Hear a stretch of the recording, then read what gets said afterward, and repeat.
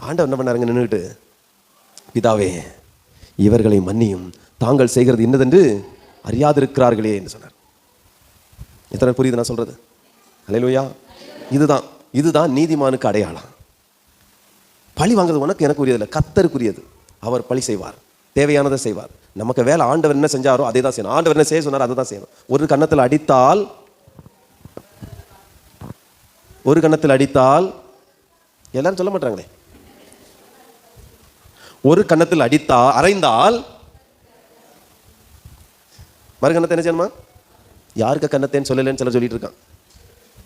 இப்போ நீ யாராவது ஒரு ஆள் அடி பார்ப்போம், பக்கத்தில் ஒரு ஆள் அடி போச்சு, கன்னத்தில் செவ்வளவு ஒரு அடி கொடுங்க, என்ன நடக்கும்? அன்புக்குரியவர்களே, ஆண்டோடைய போதனை இது. ஆனால் இன்னைக்கு என்ன நடக்குது? ஒரு வார்த்தை பேசினாலும் என்ன நடக்குது? நீ எனக்கா ஒரு வார்த்தை பேசினாய், வயசுக்கு மரியாதை இல்லை, அவங்களுக்கு அவன் ஒரு ஊழியக்காரன், தேவனுடைய பிள்ளைங்கிற மரியாதை இவன் இல்லை. ஏன்னா மனசில் நம்ம யாரு?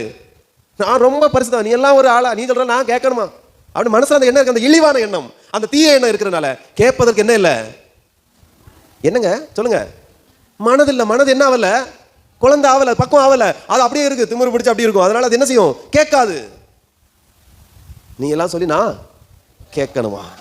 வயசுக்கும் மரியாதை இல்லை, ஒரு கர்த்தரால் அபிஷேகப்பட்ட அந்த மனுஷன் அப்படிங்கிற ஒரு மரியாதை இல்லை, மனுஷி அப்படிங்கிற ஒரு மரியாதை இல்லை. தாவீது சொல்றாரு, சவுலை நான் தொடாத காரணம் அவன் கர்த்தரால் என்ன பண்ண மாட்டான், அபிஷேகம் பண்ணப்பட்டவன், கொல்வதற்கும் அடிப்பதற்கும் வாய்ப்பு இருந்தும் நான் அதை செய்யல, கர்த்தர் செய்யட்டும் விட்டேன்.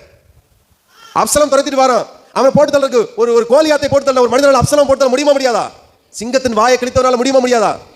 அவன் கர்த்தர் பார்க்கட்டும் சொல்லி பொறுமையா இருந்தாங்க. ஒரு வசனத்தை கூட வாசிக்கலாம். ஏசாயா புத்தகம் 1:15.